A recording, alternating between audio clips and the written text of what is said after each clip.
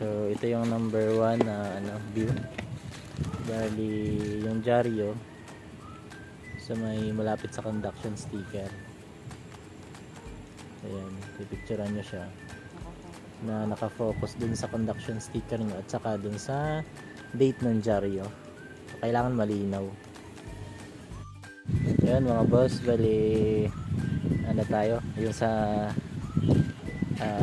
details ng sasakyan na may dyaryo na updated yung date, November 23. So ito yung view, pipicturean nyo yung harapan ng sasakyan, kita yung plate number at kita yung buong sasakyan. Bali yun, meron tayong photographer. And tapos dito naman tayo ngayon sa pag nakaharap kayo sa sasakyan sa right side sa driver seat.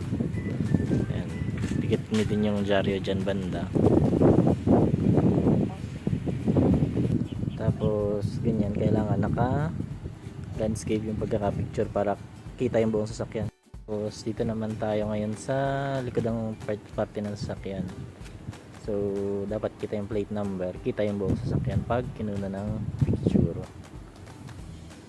Ayan, tapos ito yung panglimang isa, dalawa, tatlo, apat, panglimang part sa may passenger side ng sasakyan.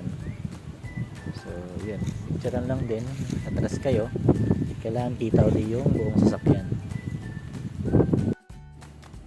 Tapos ito mga boss, yung isa pang kailangan, yung sasakyan ipapark niya sa parking area niya.